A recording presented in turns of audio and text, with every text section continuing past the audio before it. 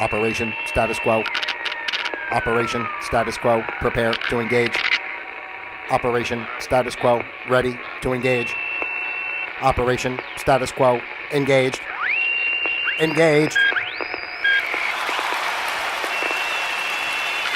Hello, ladies and gentlemen, and welcome to Operation Status Quo here on a Friday as we basically conclude September, at least our broadcasting of Operation Status Quo for the month of September, because tomorrow is a Saturday, and generally we're not here on Saturdays. Although I wasn't going to do it today. I wanted to do it today, talking about the government shutdown and such, but I'm holding off because I'm going to wait. I totally 100% believe the government's going to shut down, and I also really kind of believe that it's not going to start back up. But I guess we'll see what happens on that, and I'll wait for Monday, and we'll do a little talk about that when Monday comes. Monday. But today is Friday, and thank you so much for being here with me on a Friday, ladies and gentlemen. You know, it's always a good time here on a Friday. Generally, sometimes, we'll do a show that is more topical, or, I don't want to say serious, because when am I ever really serious, right? So, but generally, Fridays I like to try to make it lighthearted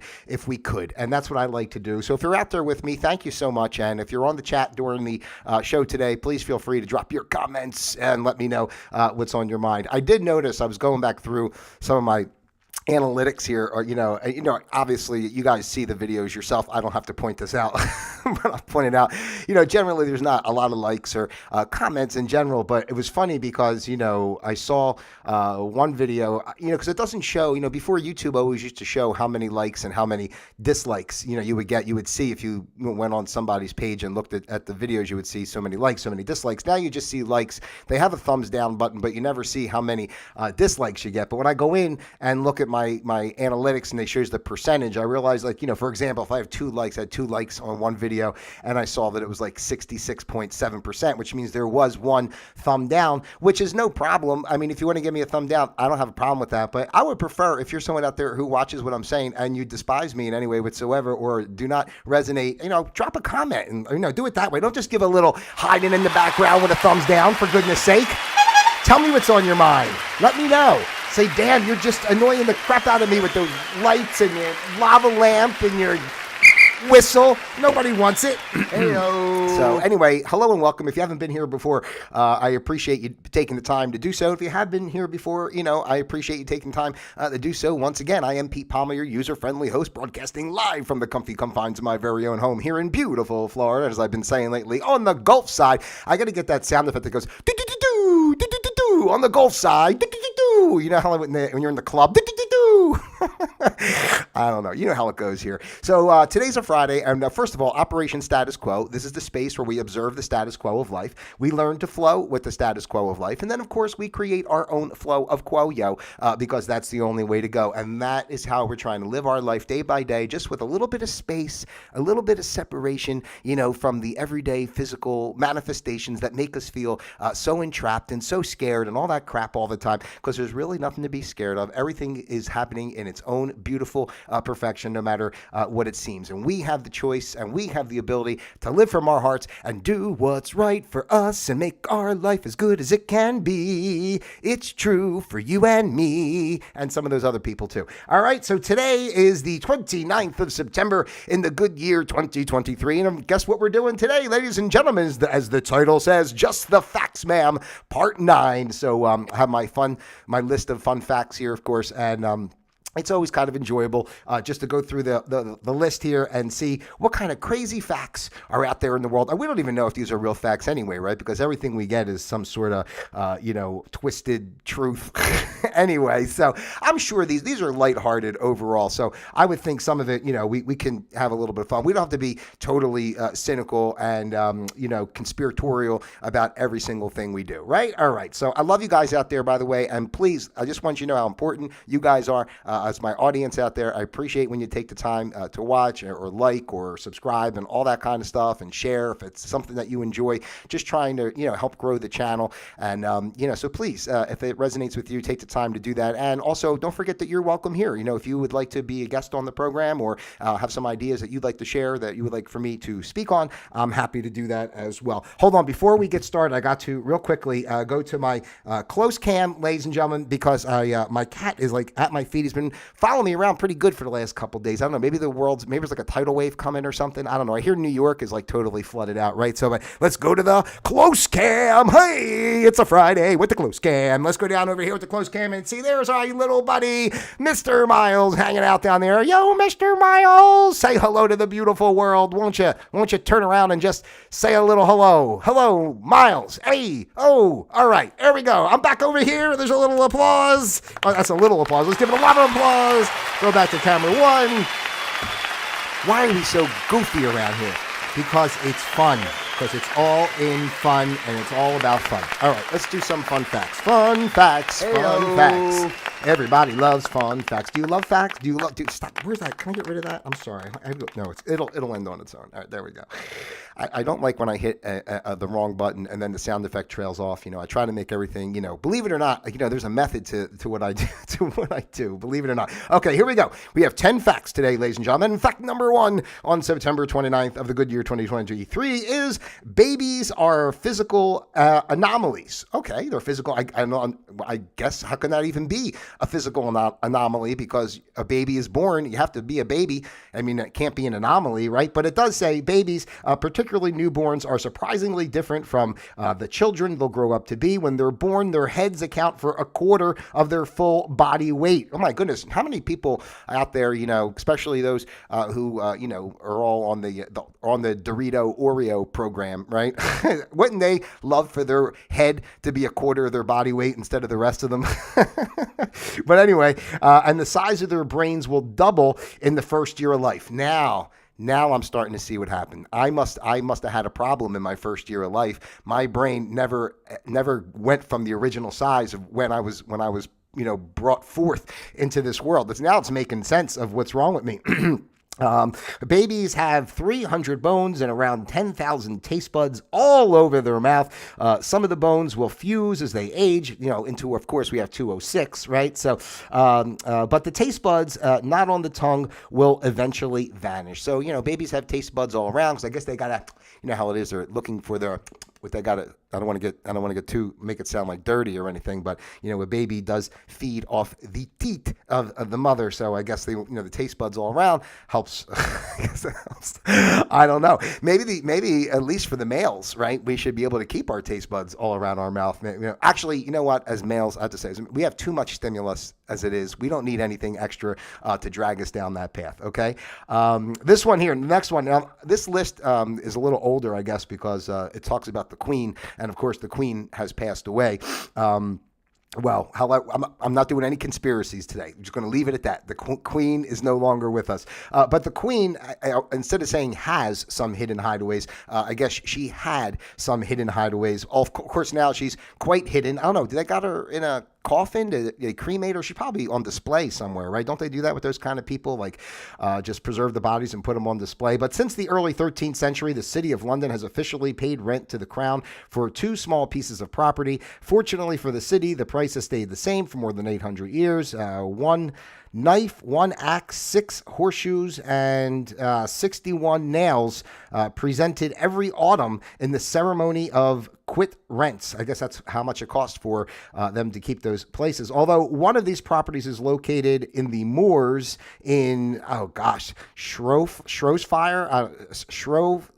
I'm sorry, guys. I'm not a geologist. I'm not a geographist, okay?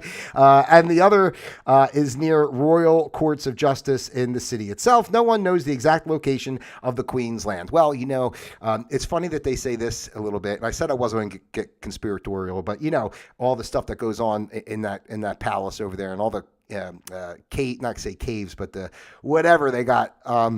what's the damn word I'm looking for? Underground. They got all those spaces underground where they traffic the children and all that kind of stuff that they do over there. It's just beautiful stuff for child sex trafficking. But thank God, the Queen is no longer at the helm. So hopefully we're moving away from some of that stuff. All right. Anyway, the man who wrote Dracula, he never visited Transylvania. Why wouldn't he want to go there? You would think. Bram Stoker was an Irish author who is now best remembered for his gothic horror novel Dracula, partially set in Transylvania, a mountainous region in central Romania. The story is that, hold on, I'm sorry, it was my eyes. Cemented. See, some of the small words with my glasses, I can't always read. The story cemented the legend of the vampire in mainstream European and American culture. Despite Stoker's many travels, he never visited Eastern Europe and by virtue, Transylvania at all. So I don't know, it's kind of like Joe Biden not going to East Palestine or wherever it was over there with the train crash, or, not doing anything for Hawaii. It's the same kind of thing, right? It's just like, I don't really need it. We already know the story.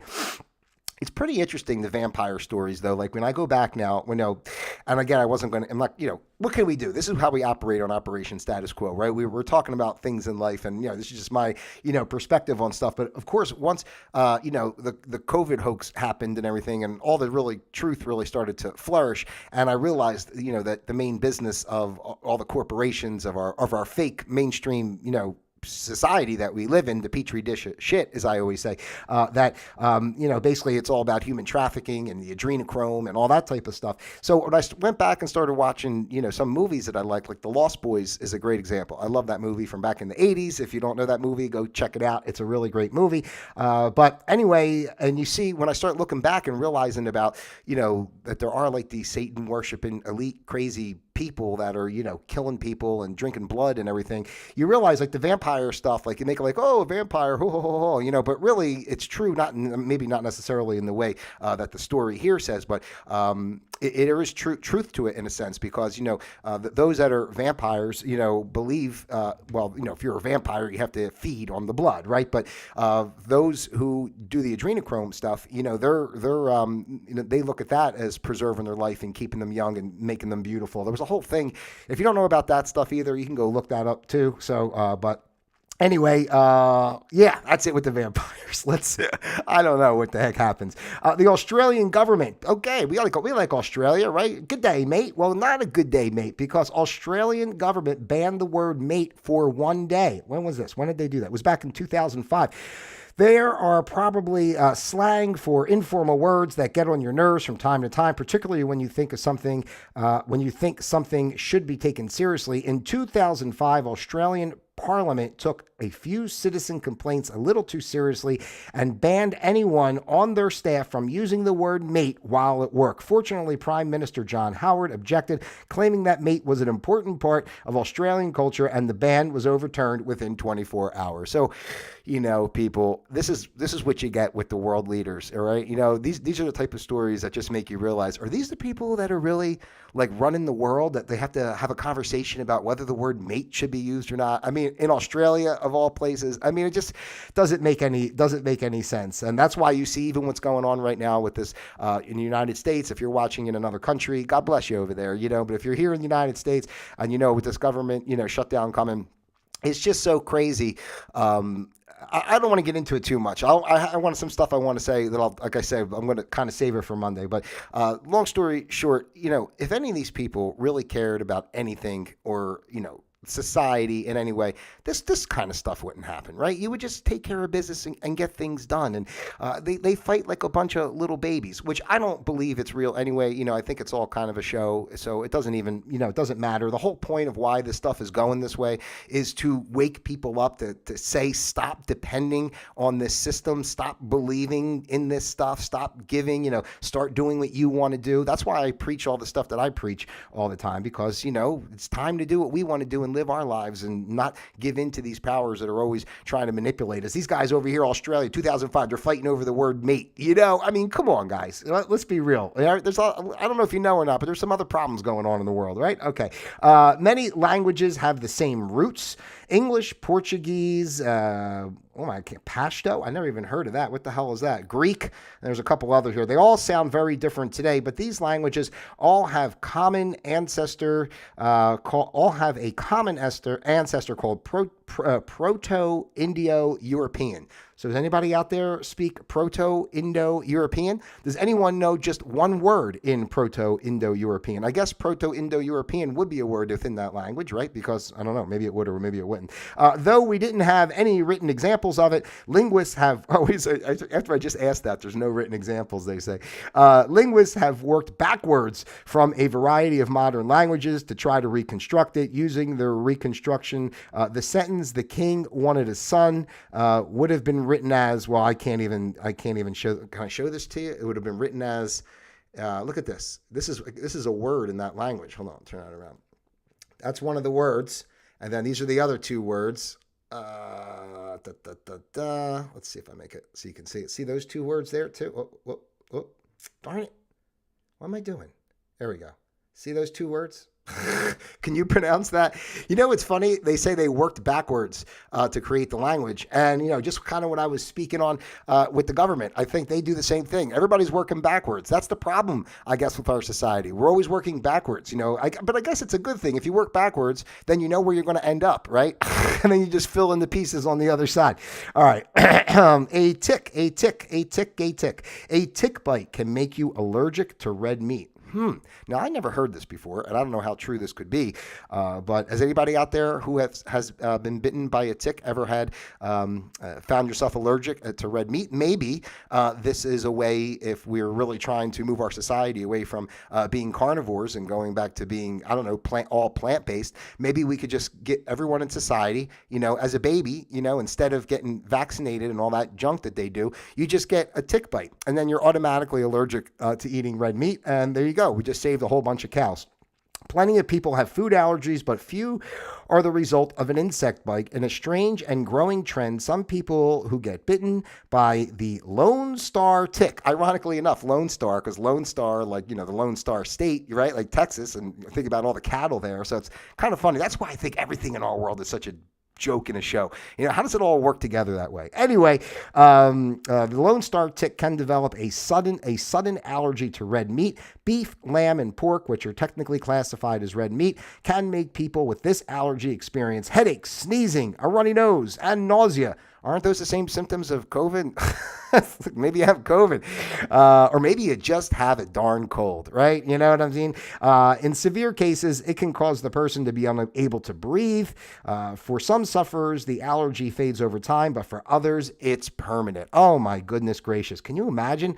Like, I don't know, just imagine somebody that really likes to eat meat, and then all of a sudden they get bit by a tick, and now every time they get some ground beef in their hand, they're just like, puking all over the place. I guess that would be horrible. But I'm sure you would find ways to adapt, because that's what we have to do in this life. That's why I say we observe the status quo of life, learn to flow with the status quo of life, then we create our own flow of quo. We always are adapting as the circumstances around us change. And getting bit by a tick and not being able to eat red meat, I guess, would be the same thing. All right, Harriet Tubman was even more heroic than you thought.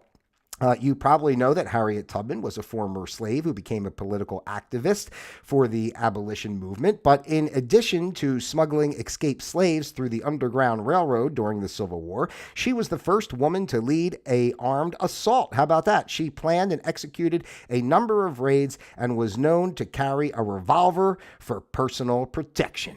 Well, back then, I guess now, if she was to do that today, I guess, all the left people would not like her, right? I mean, that's kind of a quandary, you know what I mean? Because, the left, of course, wants to celebrate African American history and point out all the inequalities in our world. But at the same time, this woman was forceful and she had a gun in her possession. And we know that guns are the most evil thing in the world, even though it's really the institutions itself, the government, the CIA, whatever you want to say, that actually sends these, brainwashed people into these schools to shoot everybody up so they can scare everybody and take the guns away from people. I mean, even though that's going on, how can we know? There's a good story of Oh, Kate, what the heck's her name? She used to sing for the Flyers, the Philadelphia Flyers hockey team. She went back in the '60s, whatever, years ago. She used to do the national anthem, in God Bless America, whatever songs that she would sing for the Flyers. And then when she passed away, they still would use like video of her singing, the national anthem before a game and all that, or God Bless America, that kind of stuff. And then it came out that this woman back in, the same woman, this Kate, I think it's Kate something, I keep forgetting her name. But anyway, back in the earlier 1900s when she was young, I guess she took part in this opera, and this opera had, language in it that is now today considered racist, right? So the Flyers, had to pull her videos down and stop her from, it being shown anymore of her singing, because now she's a horrible person, right? So I guess we have to do the same thing with poor Harriet Tubman here, because although she was saving the black people, unfortunately now we realize that she was carrying a gun, and that is just not a good thing, okay? Tornadoes can cause fish rain. Yeah, just like that movie Sharknado. Remember Sharknado?